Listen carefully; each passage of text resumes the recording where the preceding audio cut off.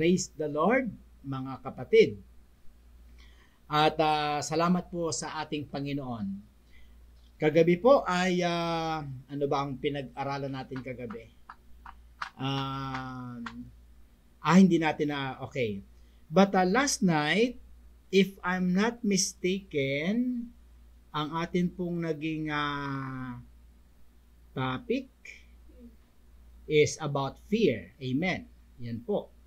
Tungkol sa takot ang ating pinag-aralan kagabi. Ano po mga kapatid? At ngayong gabi ay part 2 ng fear pa rin. Kaya po ang ating gagamitin ay 1 Samuel chapter 27 verses 1 to 12. Doon pa rin po tayo. And tonight ay bibigyan po natin muli ito ng pansin kasi po napakahalaga po ng topic na ito. Kasi baka hindi na po ako makabalik dito. So maganda po na magamit po natin itong chapter na ito.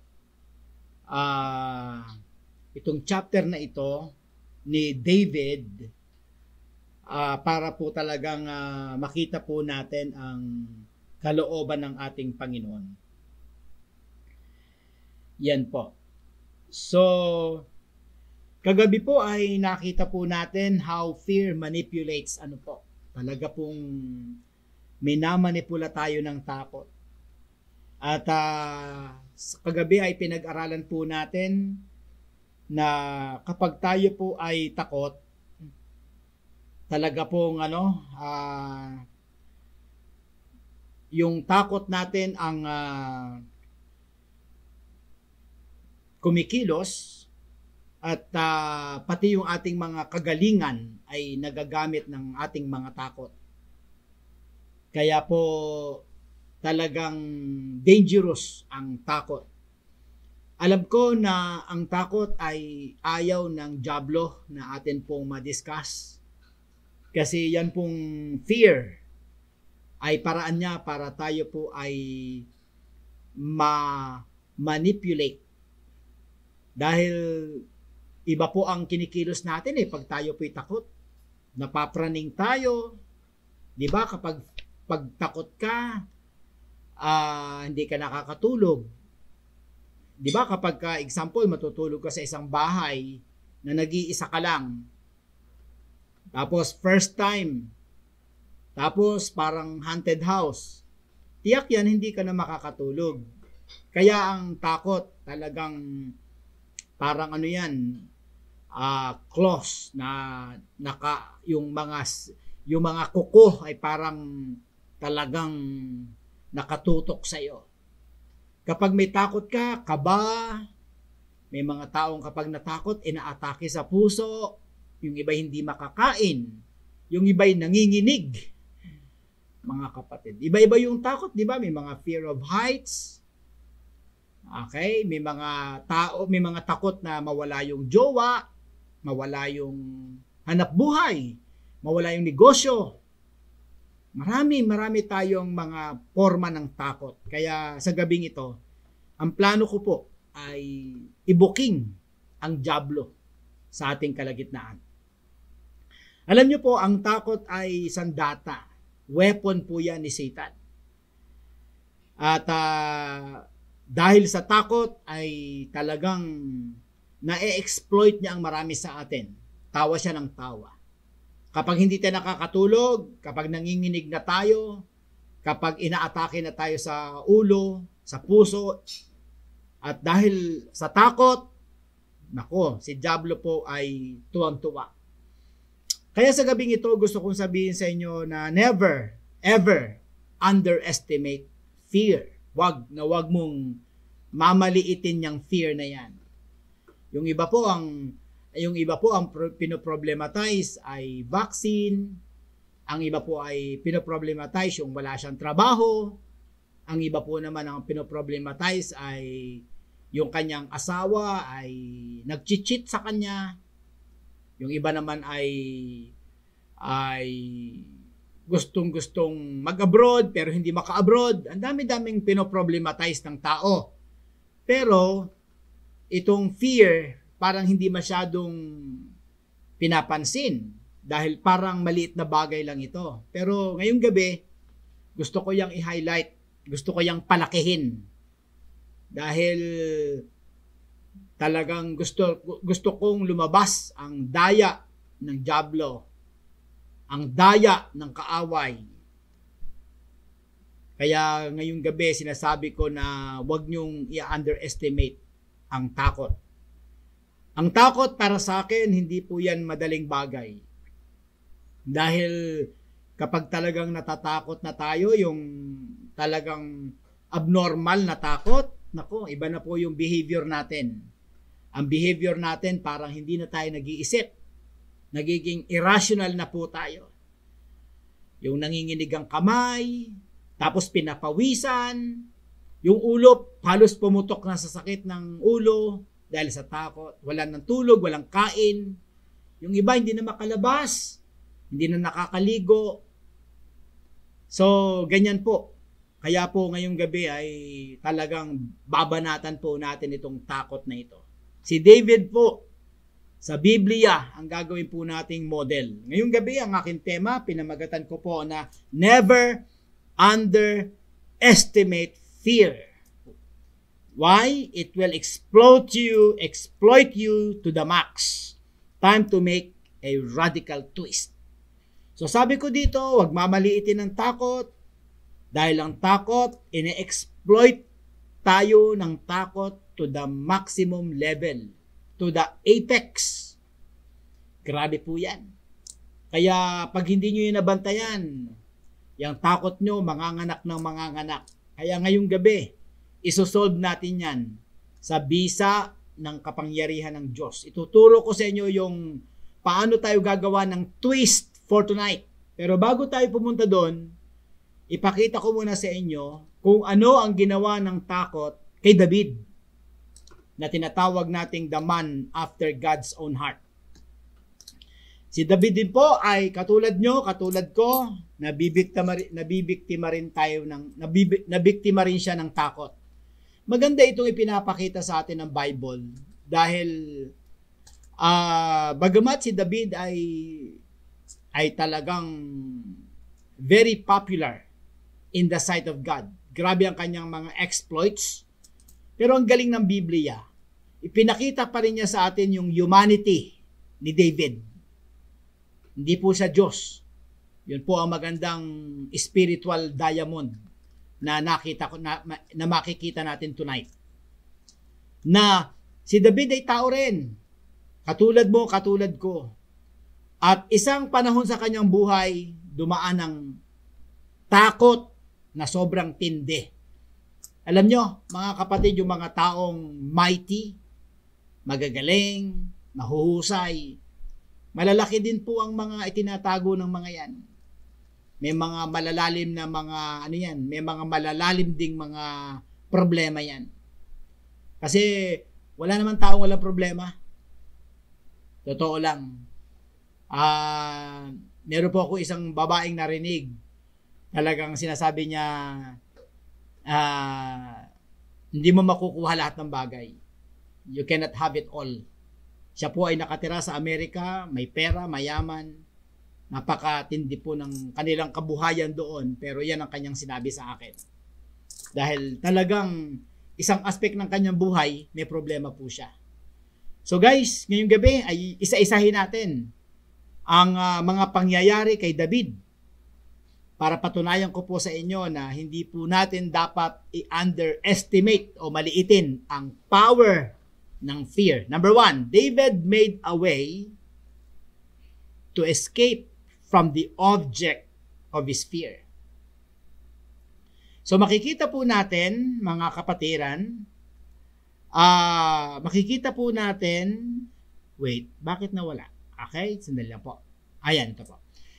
Makikita po natin sa verse 1 na si David po, ang sabi sa verse 1, David thought to himself, sabi niya sa kanyang sarili, one of these days, I will be destroyed by the hand of Saul.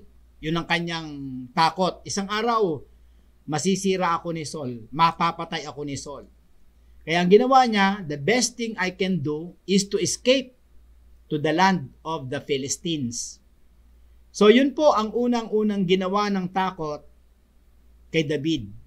Siya po'y gumawa ng paraan para makatakas mula sa object ng kanyang kinatatakutan na si Haring Saul. Di ba gano'n naman tayo, pag takot ka sa isang bahay, lalayo ka. Pag takot ka sa aso, lalayo ka. Di ba? Kaya yung takot ay talagang nakakapag-manipulate sa atin. Dito po, si David na tinatawag nating warrior ay gumawa ng paraan para makatakas sa object ng kanyang takot. Napagod na siya. Natakot na rin siya bandang huli. Yan ang verse 1. Ikalawang nakita ko. David compromises belief concerning Israel as God's land and God's people. Bakit ko nasabi to? Sapagkat ang sabi sa verse 1, sabi niya, the best thing I can do is to escape the land. Is to escape to the land of the Philistines.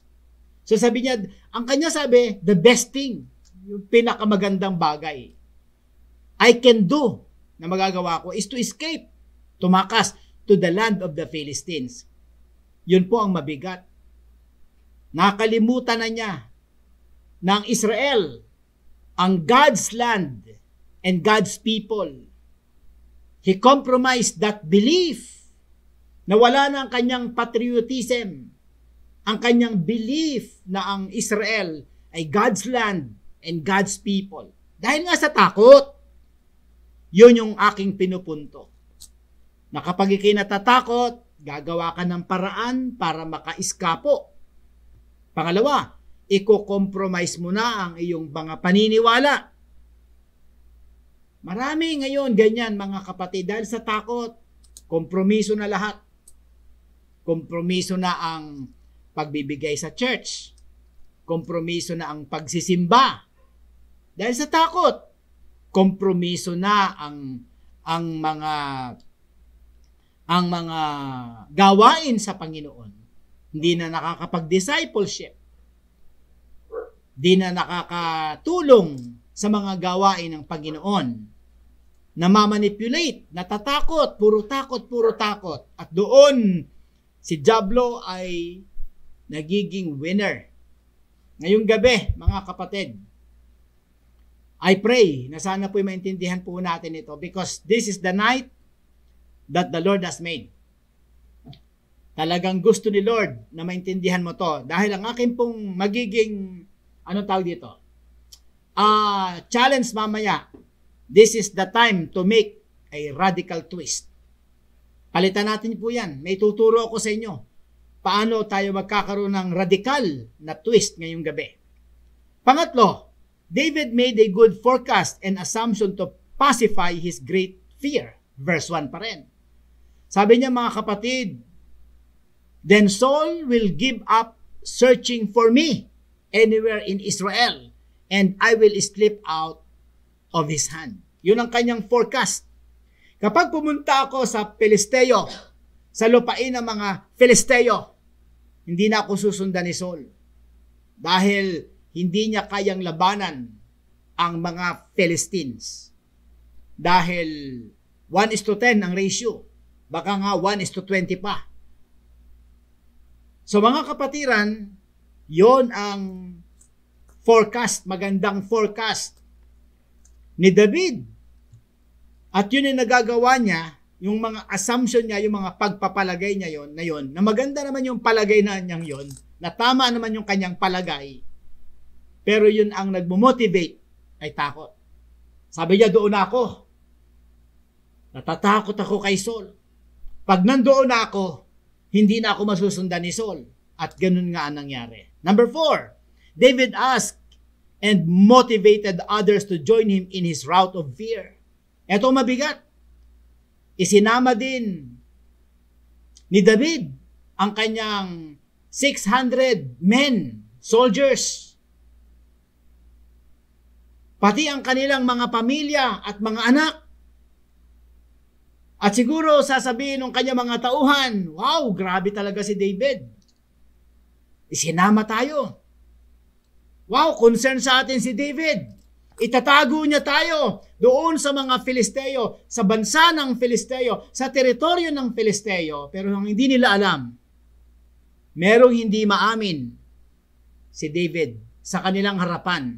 At ito yung kanyang malaking pagkatakot kay Saul. Hindi nila alam yung verse 1. Dahil yun ay sinabi lang ni David sa kanyang sarili. Basa, David thought to himself, one of these days, I will be destroyed by the hand of Saul. So yun ang kanyang sinabi sa kanyang sarili. In short, hindi niya yung sinabi sa kanyang mga tauhan. At nag-decide siya na pupunta tayo doon sa lugar ng Filisteo. Ang assumption ng mga tao, mahal sila ni David. Pero hindi nila alam, may nakatagong daga sa dibdib ni David. Takot, takot, takot. And that is our topic for tonight. Fear. Fear will exploit you to the maximum level. Grabe. Kung yung iyong tato ay buwaya, naging butiki na lang. Kung ikaw man ay may buntot na nakatayo, parang aso, bahag na ang buntot. Ganyan po ang kahihiyan na inaabot ng isang magiting na warrior kapag pinasok na ng takot. Kaya nga, never underestimate fear. David asked and motivated others to join him in the route of fear. Pero hindi nila iyon alam. Number 5, David made an appeal to King Achish to stay longer in his territory. Siklag became his comfort zone to hide his fear. Diba sa verse 5, lumapit itong si David kay Achish, sabi niya, pwede bang doon na lang ako sa isang lugar na Siklag pero part pa rin ng iyong territory? At ang sabi doon ay, bakit mo papayagan ang iyong servant na mabuhay dito sa iyong royal city? Pero yun po ay mga salita na maganda, pero may nakatago na takot. Kaya nga sabi ko sa inyo, pag ikay may takot, lahat ng kagalingan mo, magaling ka magsalita, magagamit mo yan para maitago mo ang iyong takot. But underneath, bottom line, takot. May takot po siya. Number 6, David conquered more and more enemies to impress the king in order to continue accommodating him. Halos kagabi ay napag-usapan din natin ito. Pero talagang gusto kong ulitin dahil naniniwala ako na ang takot ay malaking bagay kapag meron tayo nito. Alam nyo naman ang Word of God, parang chismis lang yan.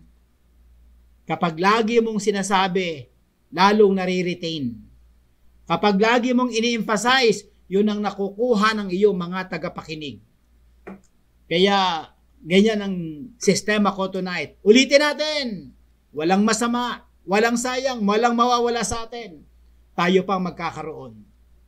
Madali naman pumunta sa next chapter. Pero minamabuti natin na balikan, i-refresh, i-reboot, at nang maintindihan natin. Pero ngayong gabi, meron akong ibang ipapakita sa inyo. This is the time to make a radical twist. So yan po yung 6 na dahilan ko para masabi ko sa inyong lahat that you should never underestimate fear. Isa-isahin natin ha. David made a way to escape from the object of his fear. Nakagawa siya ng paraan para makalayo sa kanyang kinatatakutan. Number 2, David compromised his belief concerning Israel as God's land and God's people. Grabe po yun. Lumipat, nag-migrate sa lugar ng kanyang mga kaaway ng kanyang bayan actually, dahil sa kanyang takot. Alam nyo, kapag may takot ka, may magagawa ka na hindi mo dapat gawin. Mawawala ang iyong hiya, mawawala ang iyong kultura, ang iyong belief, ang iyong patriotism, ang iyong faith, babagsak lahat yan. Because fear, I tell you, is a powerful tool.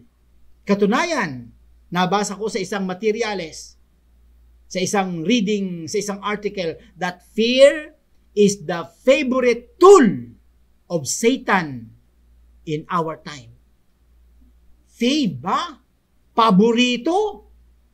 Totoo nga naman sa panahon natin. Ngayong panahon ng pandemic, grabe ang takot. Merong talagang promotion ng takot. Ba talaga namang isipin nyo, nung Friday ang na-apekto 17,000 people ang infected in one day. Kahapon, kung hindi ako nagkakamali, 18,000. Paano ka naman hindi sisidlan ng takot? Pero mga kapatid, huwag tayong tumingin sa numero. Tumingin tayo sa Diyos. Tumingin tayo sa mga pangako ng Diyos. May sinasabi nga sa Psalms 91, 1,000 ang mamamatay sa iyong harapan, pero hindi ka maaano. Yun ang sabi ng Bible. I'm just taking God at His word. Yun lang po ang aking style. Sabi mo, Lord, nakatali ka sa inyong pangako, sa inyong salita, may palabra de honor ka. You are just taking God at His word, mga kapatid. Ang tawag dyan ay faith. Parang anak natin, di ba sabi mo pa, ibibili mo ako ng SSD? Di ba sabi mo pa, bibili mo ako ng bola? Di ba sabi, yung ganun pag ganun na sinasabi ng anak mo, wala ka na magawa. Kasi ang laki ng faith niya doon sa word mo. Word lang ng tao yan, ha? Word pa kaya ng Diyos, Panginoon ko. Kung maintindihan lang natin yan, maraming takot ang mawawala sa ating mga puso. Ngayong gabi, mga kapatid, in my summary, kasi excited akong pumunta sa aking recommendations, never underestimate fear. Why? Because it is one of Satan's favorite tool. Ba? Kagamitan niya pala yan. So mga kapatid, parang ganito ang dyablo. Okay, nakatawa, nakangisi. O pupunta ka ng church, papabayaan ka niya. Pero meron siyang paborito na gamit or instrumento na gagamitin sa'yo. Takot. Kapag nasilid ang takot, na-exploit ka na niya. Nawawala na ang iyong kapayapaan, kaligayahan, pati nga pagpupuri sa Panginoon. O sa umaga ba, nakapagpapatugtog pa tayo ng mga Christian songs? Nakakasigaw pa ba tayo ng hallelujah at nagpupuri tayo sa Diyos? Kapag narinig mong 18,000 ang infected today, merong Delta, may Lambda, katakot-takot na mga masasamang balita. Alam nyo minsan ang problema, nasa atin din naman. Mahilig tayong makinig ng masamang balita. Kapag balita sa umaga, kinig na kinig tayo, ina-assume mo lahat, kinakain mo lahat. Tapos pag si Pastor Jim na ang nagtuturo, ay parang wala lang. Parang hindi natin kinakain yung mga tinuturo. Minsan tayo na rin ang may kasalanan eh. Bakit nga ba yung toxic na balita ang ating, anong tawag dito, parang siniseryoso? Pero yung salita ng Diyos na ini-expound natin, na grabe ang gems, ang gold, ang diamonds, ang treasure. Grabe po. Pero doon tayo hindi talaga nagbibigay ng malaking panahon. Kaya minsan, madalas, tayo na rin ang may kasalanan. Fear is one of Satan's greatest weapon. Grabe. One of Satan's greatest weapon which he uses to steer us away from God para ilayo tayo sa Diyos at sa kanyang kalooban. Fear of the unknown, fear of failure, fear of what people think, fear of rejection, fear of the boss, fear of the next medical test. Puro takot, puro takot. See, tonight, we are expounding. We are exposing itong lawak ng takot. Kaya hindi ito maliit. Alam nyo, sa totoo lang mga kapatid, kapag hindi ka aware dito, Satan through fear will exploit you to the maximum level. Kaya nga yung iba nanginginig pag natakot na. Yung iba talagang hindi kumakain namamayat na dahil sa takot. Parang horrible na, parang extraordinary na yung kanyang takot. Ngayong gabi, kailangan natin si Jesus Christ. Alam nyo, naisip ko lang, fear will determine and limit your life. Ganun katindi po ang takot. Ito na ang nagdidetermine at naglilimita sa iyong buhay. Sa totoo lang, when fear led you and mastered you, the result is havoc in your life, kaguluhan. Katunayan, mga kapatid, kapag ang fear na ito ay hindi natin na-control, ito ang magdadala sa atin sa impyerno. So, this is the time to make a twist. Okay, pasok na po tayo sa twist. What are my recommendations? Number 1, mga kapatid, time to make a twist. Fear God instead. So, come to God through Jesus Christ. Ayun po. Kanina pa natin dinidiscuss ang takot na galing sa dyablo. Ang takot na binibigay sa atin ng dyablo. Baligtarin kaya natin. Gawa tayo ng twist. Ituloy pa rin natin yung takot. Pero sa Diyos na tayo matakot. Ano ang sabi ng Ecclesiastes 12:13? Sabi dyan, now all has been heard. Sabi ni Solomon. Here is the conclusion of the matter. Fear God and keep His commandments. This is the duty of all mankind. So meron palang positive sa takot. Kapag yung takot natin ay hindi na natin, ay iniumang natin sa Diyos, doon nagkakaroon ng twist. I-twist natin yan, mga kapatid. Sa halip na matakot tayo sa bad news o sa mga virus, sa Third World War, mawalan takot natin sa unknown o takot natin sa anong iisipin ng tao, mga kapatid. Ituloy natin yung takot na yan. Pero sa Diyos. Ang mabigat dito sinabi ng Biblia, duty pala natin yun. Sabi niya na, this is the duty of all mankind. So mga kapatid, ngayong gabi, ito yung sinasabi ko na nagkakasala tayo sa Diyos. Madalas. Dahil meron tayong hindi nagagawa na ipinag-uutos niya. Kagaya dito, nakita natin, ito palang matakot ka sa Diyos. Hindi pala ito request. Ito ay duty natin na matakot tayo sa Diyos. Pero sa totoo lang, baligtad ito. Baligtad na baligtad. Ang layo na natin sa kalooban ng Diyos. Takot tayo sa virus, takot tayo na wala tayong vaccine, takot tayo na wala tayong trabaho, takot tayo na iwanan tayo nating jowa, takot tayo na mamatay, takot tayo na walang hanap buhay, takot tayo na walang pagkain, kaya nagkakaroon ng panic buying. Pero sa Diyos, hindi tayo natatakot. Binabaligtad natin ang buhay natin. At dahil dyan, anong nangyayari sa atin? Ang buhay natin ay malungkot. Walang kapanatagan, walang kaligayahan, walang katiyakan, walang kaligayahan, walang kapayapaan. Yan ay result ng ating paglayo sa kalooban ng Diyos. Pero kung tayo ay sa Diyos matatakot, dahil ang sabi dyan ay duty pala natin yan, mga kapatid. In fact, ang sabi ng Bible, hindi lang duty. Kung babalikan mo yung binasa natin, narito ang conclusion. Pag sinabing conclusion, ano pang iisipin mo? Dulo na yung conclusion eh. Therefore, I conclude, parang ganun. Guys, nasa pamantayan pa ba tayo ng Diyos? O tayo ay masyado nang makasanlibutan, masyado na tayong makamundo, masyado na tayong medical masyado na tayong makasanlibutan, masyado na tayong makasarili, wala na tayo sa Diyos. Kaya anong nangyayari sa mga tao? Malungkot at punong-puno sila ng takot. So sana tonight, make a twist. Your great twist is, huwag mong alisin yung fear. Yung fear, i-refocus mo lang sa Diyos at sa Kanyang mga salita. Pag sinabi ng Diyos, sundin mo. Yun ang ibig sabihin ng fear. Number 2, time to make a twist. Overcome fear instead through a perfect love. Ngayong gabi mga kapatid, mayroon po ko isang talatang ipapakita sa inyo. I don't know if you will believe this. Pero ito po ang nagbigay sa akin ng period sa aking pag-aaral. Tingnan niyo mga kapatid, kung kayo'y takot na takot sa mga nangyayari sa paligid natin, there is a way out pala. Pero may gagawin ka.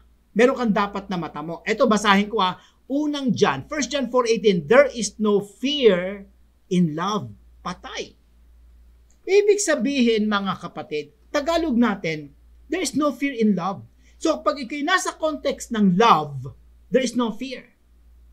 Grabe pala yun, mga kapatid. By the way, anong klaseng fear ito?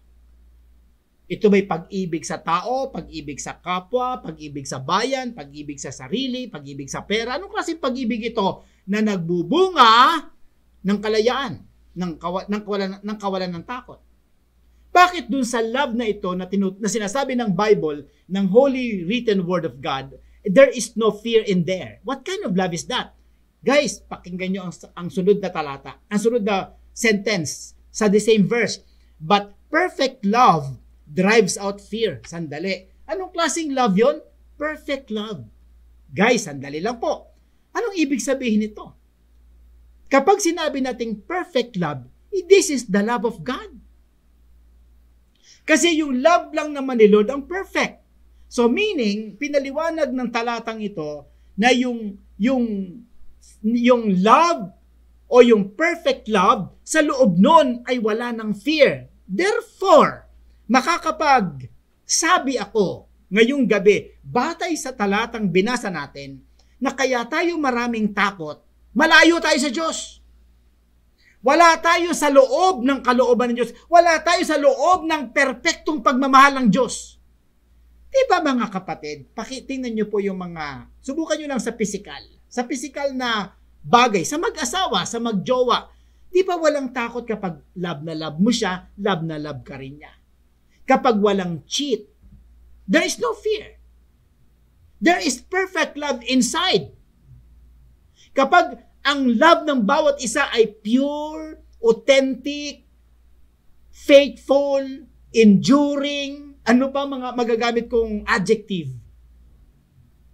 O doon na lang, kapag perfect ang love nyo sa bawat isa, enduring, faithful, loyal, believe me, there is no fear in that kind of relationship. Nakuha nyo, mga kapatid?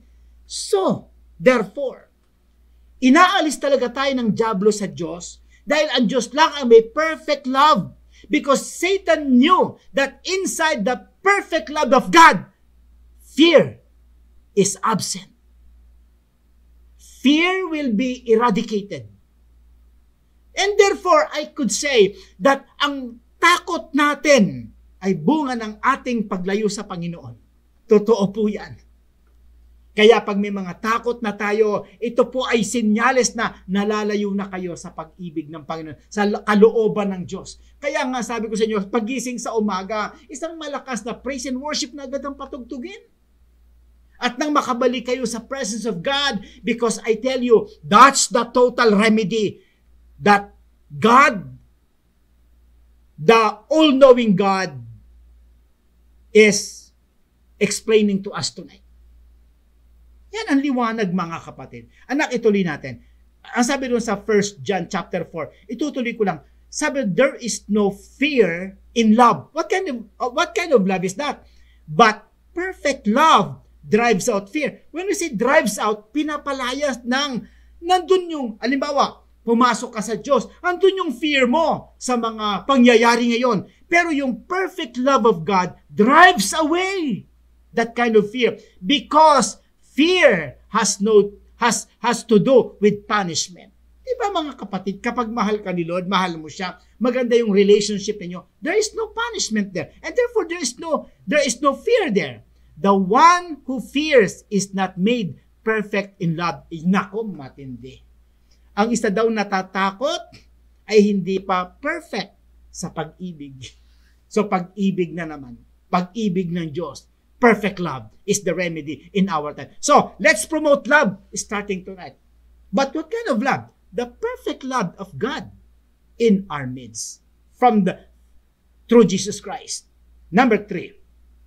Another twist. Time to make a twist. Fear instead for your soul's destiny. Wow! Okay, matakot tayo. Matakot pa rin tayo. Pero i-reroute natin yung takot natin. Saan? Matakot tayo sa magiging destiny ng ating kaluluwa. baka ang kaluluwa po natin ay mapunta sa impyerno. Mga kapatid, ngayon ang pinag-uusapan lang ay kaligtasan ng ating katawang lupa sa virus. Okay po, I understand. Sige po, tanggap natin yan. Na yan po ay, sabi nga, real talk. But tonight, Pastor Jim is emphasizing a higher issue, which is the destiny of your soul. And to me, isa yan sa mga dapat nating katakutan. So, gawa tayo ng twist tonight. Huwag nating alisin yung takot, kundi yung takot natin ay ating itutok sa ating kaluluwa, saan kaya pupunta ang ating kaluluwa kapag tayo namatay. Alam niyo, sabi ng Matthew 10:28, look at this. Ang sabi po, do not afraid of those who kill the body but cannot kill the soul. Huwag daw tayong matakot dun sa pumapatay ng katawan. Ano yon? Virus. Huwag daw tayong matakot sa pumapatay ng katawan. Ano yon? Tao. Huwag daw tayong matakot sa pumapatay ng katawan. Sino yon? Terorista. Kundi, but rather, sabi niya, but cannot kill the soul. Tama. Sino lang ang So mga kapatid, kung comparison, ang galing ng lohika. Ito yung katawan mo, may pumapatay sa katawan mo. Sino man yung pumapatay sa katawan mo, either virus, terorista, tao, wag daw tayo matatakot doon. Yun ang utos. Ang sabi dyan ay, do not afraid. Do not be afraid. Utos po yan. Pero mga kapatid, ang sabi dyan, rather be afraid. Be afraid, matakot ka of the one, yung one dun is capital O, who can destroy both soul and body in hell. So may makakapatay ng katawan, pero hindi kayang pumatay ng kaluluwa. Pero may isa na kayang pumatay ng katawan at kayang pumatay ng kaluluwa. At yan ang dapat nating katakutan. Ito po ang isa sa mga rasyonale why we preach every night. Para maipakita sa inyo, mga kapatiran, ang pinakamataas na pananaw. Dahil ngayon, ang mga tao nagiging bubonic na. Takot sa pumapatay ng katawan, virus, pero walang takot sa kayang pumatay ng katawan at ng kaluluwa. Wala nang logic dun. Dahil natatakot sila sa minor, pero walang takot sa major. Takot sa virus, walang takot naman sa Diyos. Nasaan dun ang logic? Ang sabi ng Panginoon, itinuro ng Diyos sa atin ngayong gabi, ang pinakamataas na logic. Do not be afraid of those people, tao po yun, who kill the body, but cannot kill the soul. Rather, be afraid of the one. Kanina, those ngayon ay one who can destroy both the soul and the body in hell. Alam nyo, may mga nagtuturo ngayon na wala ng hell. Ayan po ang talata. Walang bawas, walang kulang. So mga kapatid, anong topic natin? Huling-huli natin. Never underestimate fear. It will exploit you to the max. But tonight is the time to make a radical twist. Anong unang twist natin? Unang twist natin, matakot pa rin tayo, pero sa Diyos. Pangalawa, talunin mo yung takot ng pag-ibig. Pangatlo, yes, matakot ka. Saan? Kung saan pupuntang iyong kaluluwa. Pangapat, time to make a twist, fear for the souls of others instead. Ayan po ang pinakakatapusan kong propositions ngayong gabi. Matakot pa rin tayo. Saan? Sa kaluluwa ng iba. Kung saan pupunta ang kaluluwa ng iba. Mga kapatid, basahin ko ang Revelation chapter 26. Ito ang mangyayari in the future. And this is one of the reasons why we preach every night. Look at this. He said to me, it is done, sabi ng Panginoong Jesus. I am the Alpha and the Omega. Grabe, ang ibig sabihin ng Alpha and Omega, the beginning and the end. To the thirsty, I will give water without cost from the spring of the water of life. Next. Those who are victorious will inherit all this, and I will be their God, and they will be my children. Sino yung mga victorious na yun?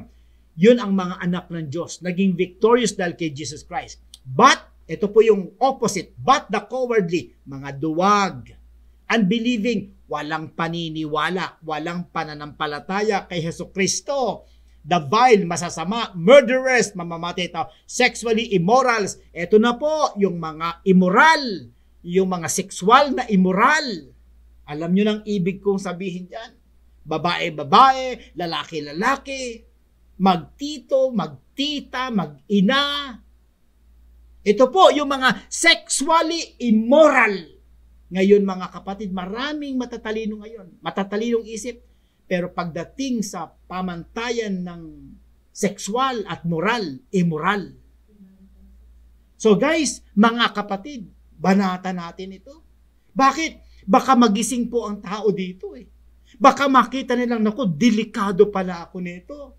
Aba kapatid, huwag kang maging duwag, harapin mo yan.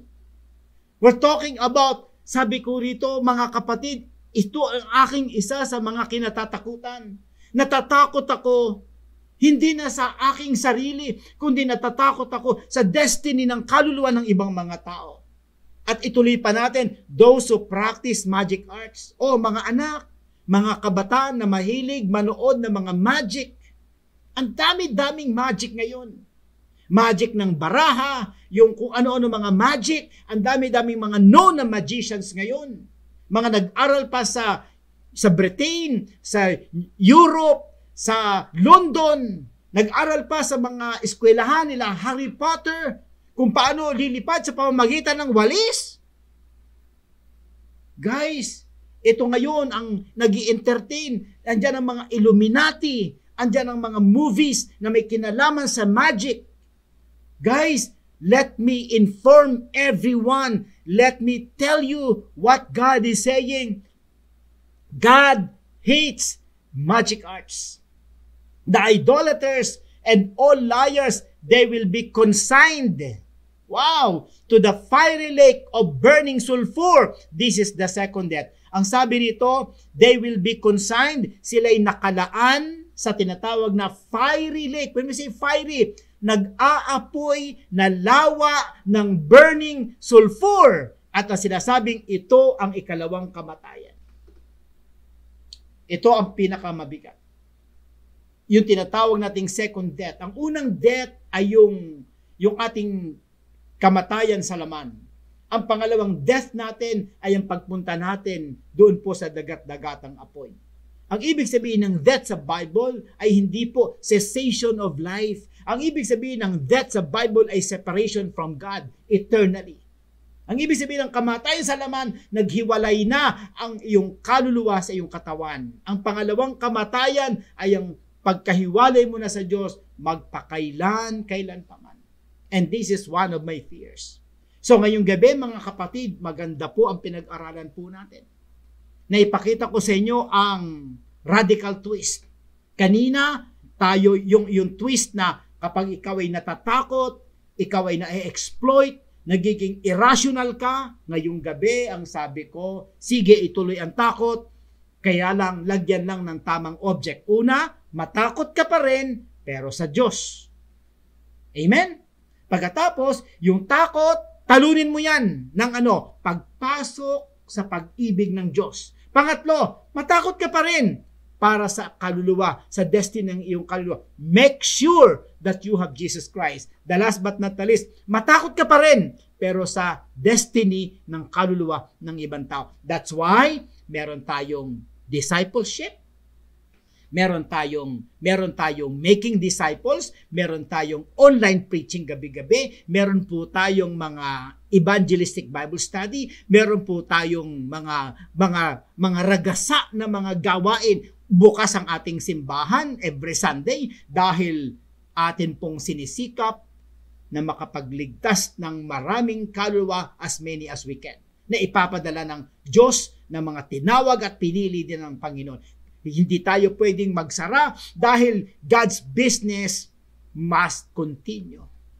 Hindi sinasabi ng ating Diyos na tumigil tayo. Hindi pa po ibinababa ang kanyang mandato. Walang sinasabing ceasefire. Laging nakataas ang kamay at bandera ng Lord. Go, go, go! And make disciples of all nations. Walang tigil kahit sa panahon ng pandemic na ito. In fact, lalo natin dapat paigtingin ang mga gawain ng Panginoon. Hanggang nagbibigay ang Diyos sa atin ng buhay, hanggang ang Diyos nagbibigay sa atin ng kalakasan. We will never stop doing the will of God. We have to preach the gospel in season and out of season. Marahil ngayong gabi, may mga nakikinig sa akin na contrary sa aking itinuturo, pero wala po ako magagawa doon. That's your position and this is my position. Ito po yung aking pinaniniwalaan, and I will never stop doing the will of God. Wala po. Kasi hindi po ako bayaran. Walang nagbabayad sa akin. Ang serbisyo ko ay libre. Ang pagsisilbo, walang mayaman sa likod ni Pastor Jim. Hindi po ako bayaran na tao. Actually, mga kapatid, kung meron man akong konting support sa simbahan, kung support ang titignan ko, okay na every Sunday na lang ako magpipreach. Kasi walang makakabayad. Walang amount na pwedeng ipantay sa aking pagod gabi-gabi. But ito'y passion, ito'y advocacy, ito ay mission, ito ay vision ni Lord, ito'y mandato, ito'y utos, at hindi pa siya nagsasabing tumigil na tayo. Katunayan, go into all the world, and this is the only way to go into all the world. And that is, preach the gospel online sa habag at biyaya ng Diyos. Let's come to God in prayer. Lord, salamat po sa gabing ito, sa inyong habag at biyaya. Salamat sa inyong mga salita, sapagkat minsan pa ay naipangaralan yung mga salita ng may conviction, may passion, may bigat, may damdamin, at may anointing ng Holy Spirit. Salamat sa gabing ito. Nawa ang mga salita ng Diyos na nanggaling sa aking bibig na binitawan natin ngayong gabi sa tulong ng Holy Spirit ay papasok sa puso ng bawat isa at gagawa ng malalim na pundasyon at conviction sa bawat tagapakinig. Salamat, Panginoon. Salamat sa inyong habag at biyaya. Patawad sa aming mga pagkukulang, O Diyos, sa aming mga pagkakamali. Salamat sa mensahe nyo ngayong gabi. Ngayong gabi gagawa kami ng radical twist sa pangalan po ni Jesus Christ. Mga kapatiran, subati ng Ama, ng Anak at Banal na Espiritu, ngayon at magpakailanman. In Jesus' name we pray. Amen and amen. Salamat sa ating Panginoon. Mga kapatid, nagkaroon po tayo ng 378 shares and 152 active viewers. Gusto ko pong i-remind ng bawat isa na malapit na po ang ating water baptism sa lahat po ng tagapakinig natin na hindi pa po kayo nakakaranas ng water baptism. Pumunta po kayo, sumama po kayo sa amin sa September 18, alas 8 ng umaga sa Likas Resort, dun po sa Dako ng Laguna. Yan po ay akin ang pinost kanina sa aking account at makikita nyo po yon. At gabi-gabi ko na po kayong i-remind. Kung sino man po gusto magpabaptize ng water baptism, kayo po ay mag-enroll doon. Ang ating pong enrollment ay online enrollment. At makikita po namin doon kung ilan na nag-i-enroll. Kailangan nyo rin sundin ito kung talagang kayo ay follower ni Jesus Christ. Hindi po ito kaligtasan. Ang pinag-uusapan po natin dito ay pagsuko, pag-surrender, pagsunod, pagtalima sa kalooban ng ating Panginoon. Isa lang ang logic ko dito. Kung si Kristo nga na Diyos na nagkatawang tao ay nagpabautismo, ikaw pa kaya? Sana dyan pa lang magbabaw ka na. Lord, who am I to refuse that mandate? Salamat po. Lord, salamat po sa inyong habag ngayong gabi. Salamat mga kapatiran sa inyong pagsubaybay. At kung sino man po sa inyong gustong tumulong sa gawain na ito financially, ay nandyan po sa akin pong YouTube channel ang paraan kung paano po kayo makakatulong sa mga gawain ng City Bible Church na naka-focus sa national and global evangelism and discipleship. Marami pong paraan para makatulong, mga kapatid. Maraming paraan. Sana po'y maging bahagi kayo ng ating malawakang programa na ginagamit ng Diyos nationwide. Good night, mga kapatid. Maranatha and Shalom. God bless you. Good night. Magpadala po kayo ng mga reflections sa inyong mga pastors kung kayo po ay makakagawa ngayong gabi. Quad leaders as well. Good night. God bless. Maranatha and Shalom.